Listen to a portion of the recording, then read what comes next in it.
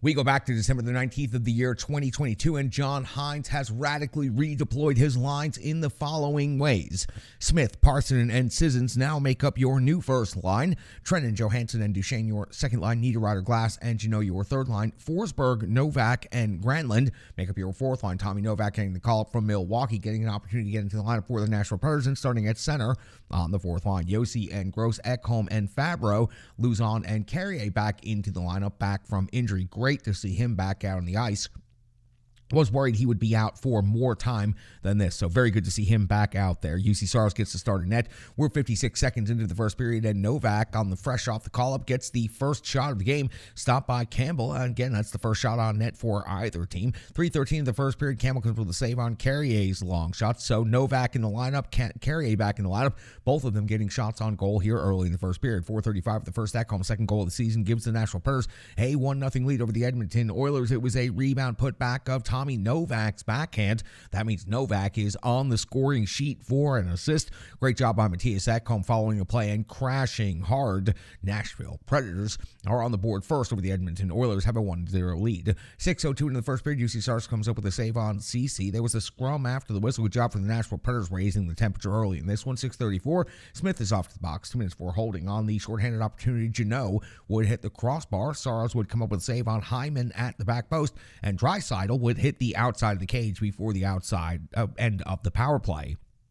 Just after the power play expires at 8:42 of the first period, PRV, his second goal of the season, ties the game up at 1 apiece.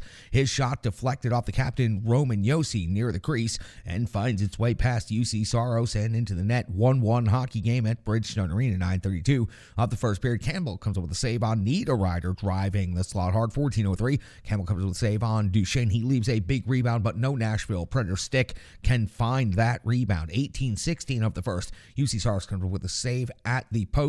Stuff attempt right there by the Edmonton Oilers, and it will not go. 18:43 off the first period. Saros comes up with a save on Shore's redirect at close range, and at 19:33 of the first, Campbell comes up with a save on Yossi. Another big loose rebound that no one can gather in, collect, and put back towards the net. At the end of the first period, the Nashville Predators are out shooting the Edmonton Oilers 14-10. We have a 1-1 game. We hit the fresh sheet in the second period. We're 1:39 in, and Janot hits the post off of the rush. His second set of iron here in this game. At 2:57, Gross's third goal of the season gives the Nashville Predators back the 1-goal lead. Now 2-1 in favor of the Preds. It was a long shot. It hit Barry on the way in. So each team now has a long shot deflected off of defenseman and into the net. Nashville Predators back on top, 2-1. Gross now, third goal of the season. 3:30 of the second period, Forsberg's off to the box. 2 minutes for goalie interference. It was a pinball collision in the front as Forsberg was going to the net hard. Campbell came up with the big save initially. He was taken out of the net, but it was his defender that initiated the contact that pushed Granlund into Forsberg. Forsberg then into Campbell, and the referee should have just let it all go, picked everybody apart, and had the face-off. Instead, he determines it's goaltender interference, and that's where we find Nugent Hopkins cashing in on the power plays. You know the Edmonton Oilers with the best power play overall in the NHL, and they are going to capitalize. 16th goal of the season for Nugent Hopkins, and there it was. McDavid again, the perfect setup, driving down along the side of the zone. He puts the puck into the top of the crease, and it's tipped in by Nugent Hopkins right into the net. 2-2 hockey game now in the second period. 4:59 of the second. CC's off to the box. 2 minutes for high sticking. Campbell would come up with a save on Forsberg, and he would have to make 2 total saves during this shorthanded opportunity. 10:25 of the second. Kostin's off to the box. 2 minutes for slashing. This is where we find the Nashville Predators doing something that I rarely ever get to say on this show. Converting on the power play. It's Matt Duchene's 8th goal of the season. The Nashville Predators find themselves back on top by a goal. 3-2. He builds the wall, drives the net, and finishes high. I think Edmonton might have had some anticipation that he was going to slow up, maybe pull back, set up the power play, but instead Matt Duchene just goes straight to the net. Now that's 2 games in a row with Matt Duchene scoring from close range around the net. That is great news because that's where he likes to cash in. Duchene's 8th goal of the season gives the Preds a 1-goal lead. 3-2 now in the second period.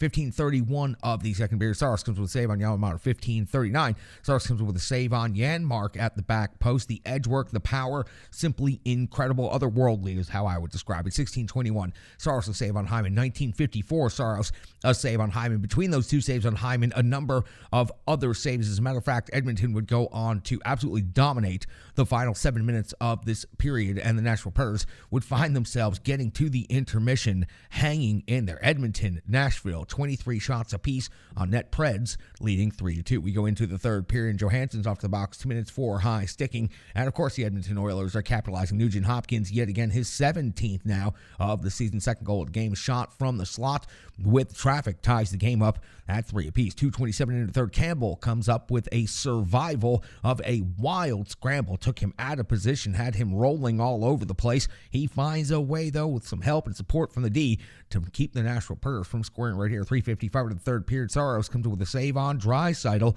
4:42. Campbell stops glass on the doorstep.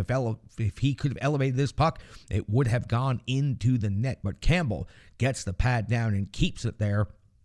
Glass denied on the doorstep. 7:08 of the third period. Saros comes up with a save on Hyman again. 11:55 of the third period. Saros comes up with a save on Yamamoto. The Preds are absolutely putting on some outstanding pressure as time is winding down in this game. As a matter of fact, it went 7 minutes without a whistle in this third period, playing into the advantage in the hands of the Nashville Predators, who were frankly just trying to find their way to that point at 19:40 of the third period. Though Campbell would have to come up with one more save on Ekholm before we hit the end of regulation, with each team getting a point. The Nashville Predators outshoot the Edmonton Oilers in regulation 34-30. Also important to note that because the Predators have been dramatically outshot by their opponents as of late. Let's flip into the 3-on-3 overtime, each team competing for one more point. 1:03 into the overtime session. Saros comes up with yet another save on Hyman at 2:12 of the overtime. Carrier back in the lineup from injury, gets his second goal of the season, and it's the game winner. It was a wrist shot over the glove, securing the Nashville Predators the victory point and the second point of the night and the win on home ice, and something finally positive, some good momentum, something the Nashville Predators can actually take a deep breath and look around and say something good happened. Listen, nobody thought that they were going to beat the Edmonton Oilers. That's exactly what they did. 4-3 in overtime on home ice. They outshot the Oilers 35-33. UC Saros was absolutely outstanding. The defensive core, who we're going to talk about a lot here coming up in the next segment, they did an incredible job in this game. You kept McDavid and Draisaitl from absolutely taking over the game, which is what they have done a number of times against this Nashville Predators team in recent history. The Nashville Predators did exactly what nobody thought they could do. They secured a victory against the Oilers tonight on home ice. They picked up 2 points, and no, that doesn't improve them anywhere in the standing. It keeps them right there at 6th place, but it sure does feel good to talk about a win for the first time in the last 7 games. So the Nashville Predators found themselves in overtime again, but this time they found a way to defeat the Edmonton Oilers. High-powered Edmonton Oilers still secure 5 out of 6 points from the Nashville Predators in the regular season series. The Nashville Predators only managed to take 1 out of 6 from the Oilers. That wraps up the Oilers versus the Predators. That was the Rebirth Sports full game recap. We got the Renegades, a puck and full analysis, opinions, stats, and everything else coming up next.